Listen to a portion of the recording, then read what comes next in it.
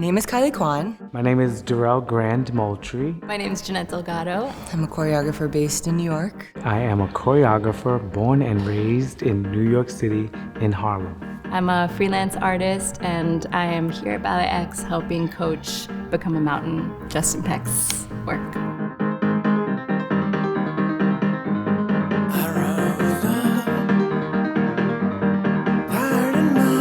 Justin created this work on the senior class at Juilliard for their new dances program. He got music from Dan Deacon, a song that he loves called Become a Mountain, and he asked him to create more music to it because it was a shorter piece, to have it be like a 15-minute epic dance.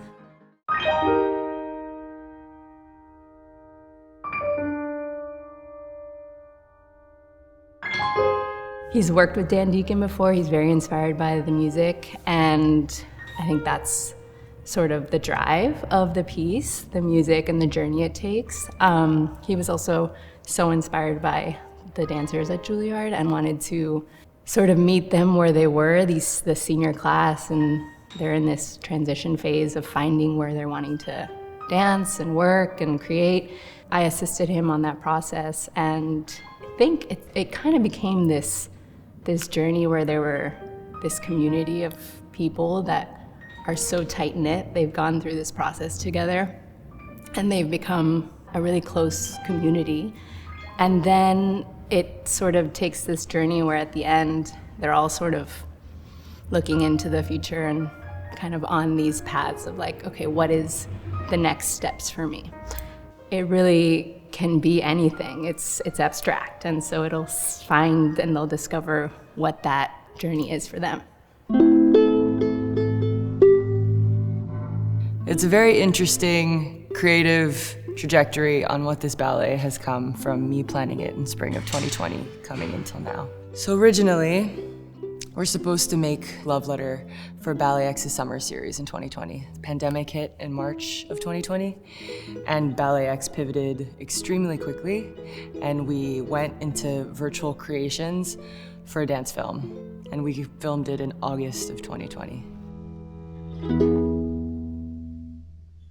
A big part of the film was that we couldn't touch, and only people that live together could touch. You know, we had to be 6 feet apart. But weirdly enough, in making that, it goes back to this feeling of longing to be together. So the overarching theme in the film of Love Letter was very much this idea of mahalam, of longing. And so now that we are able to come together, it's totally this gripping feeling of community. That's, you know, even though there are similar songs in the film and similar, you know, inspired by culture of Guam, it's a completely different take on home. It's like missing home versus being home. It's a very different feeling. Yeah, I think the film had a lot of sadness and longing to be together. And now getting to come back full circle to create it for a theater again is a whole, I've changed, the dancers have changed, we've all changed. That last scene in the, you know, duet that I made in Love Letter, where we're on this roof and we couldn't touch, and that last scene of them kind of reaching for each other, you know, I kept thinking of that feeling of what that was when I was creating the work here in September when I first got here. And funny enough, I tried to recreate the exact same scene of them not touching in September to try to get that feeling coming back in November. I was like, no, we should definitely connect. We should definitely hold hands. That's what it feels fulfilled. Having that image of what it was and what it is now. And it's just really a joy and just so much gratitude to be able to come together and touch, finally.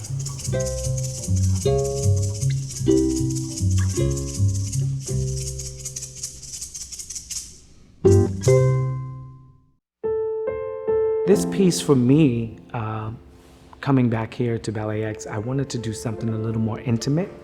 And the working title right now is Sacred Impermanence. And it's the idea that none of this is permanent and that this moment right now in the present is sacred. And the idea that impermanence is a sacred idea. If you take it in, it's like it forces you to live in the now. So I wanted to use this work to just in a soft way, dedicate the movement to inspiration and being in the now. And I'm using one dancer to weave his way through. It's like watching someone begin with everyone, and by the end, they all fade out into this beautiful world of impermanence. Because it all has to keep changing. It all has to keep evolving. We're all here, and then we're not. Using that to make this moment sacred and make the idea of impermanence and the reality of impermanence sacred.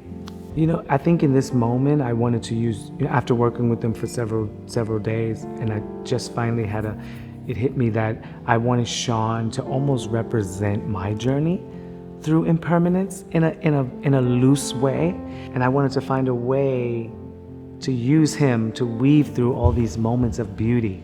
The first section being how he connects with 6 people on a community sort of way, on a community level. The second way, a loving duet. The second way, almost like a mother/sister figure that he weaves through, and going back to the group and how then the group fades away. You know, I was very lucky to work with so many choreographers at BalletX. It introduced me to a lot of different creative processes. But my favorite were the ones where the choreographer allowed me to put in my identity into the work. So there are some that want you to do a step, which is also completely wonderful, you know? But, you know, for example, Matthew Neenan. Every time he was creating a work, I always felt that a big part of myself got put into the dance. And for me, that was the most memorable ballets that I was a part of, were the ones where I got to be myself in it. What is the relationship between a choreographer and a dancer? It's, to use the word again, it's sacred. It's a beautiful thing. It's when both parties show up to do what they do. For me, I feel like it's taking a dancer, seeing their strengths and weaknesses, pushing their weaknesses to become stronger, but also embellishing and making their strengths stronger.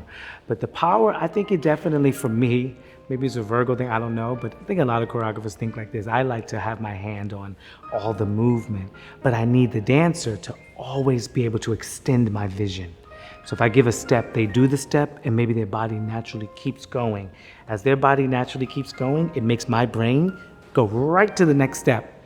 So if you give a step and a dancer just does it and doesn't move, it kind of like stops my flow. So there's a marriage that I can't do it without them. So I want to always keep that power, but also let them have the power too. There's a power they have that's magical, that makes us who we are. So I think Justin is really a master of finding a lot of imagery with his movement. So he'll be talking to a few different dancers and sharing details about the movement, but also offering images that are like salad tongs into a bowl and things that like you wouldn't necessarily correlate to dance. But what's beautiful about that is that that creates an image in the dancer's mind that might be totally different from the dancer next to them. That creates a feeling within them, how they connect to that image. And so you see then how they bring themselves to the movement, even though it essentially looks like a similar movement, but you still see that person, because it's not, we're nitpicking on every little line and exactly like how you have to do this move. It's like that image sparks whatever that individual wants to bring to it. Well, we always hope that the audience come with every ballet and any show they go see with an open slate, open heart, clean canvas. We just want to present it. But we're hoping always that we leave something that, I call it like pockets of beauty, pockets of inspiration, pockets of strong sense memory. So with a work like this, I'm hoping that in the end, it's just that everyone can feel that, yes, things are impermanent, but that is what makes life special. It's hoping that everyone leaves with a sense that there is nothing like now. Move through it with beauty. Enjoy your life. As an audience member, I think Justin wants people to take whatever it is that they feel in that moment. You know, it has so many places that someone could go with it. It is not a story or anything super distinct, but I feel that even without knowing any of the backstory, I think that you get this sense of a journey of sorts, and a culmination, and then a reflection. I hope this piece makes you want to move. I hope this piece makes you think of home, even if it's a moment that's completely unrelated to Guam. I hope it makes you feel warm, that it's such a gift that I get to share a piece of home with you.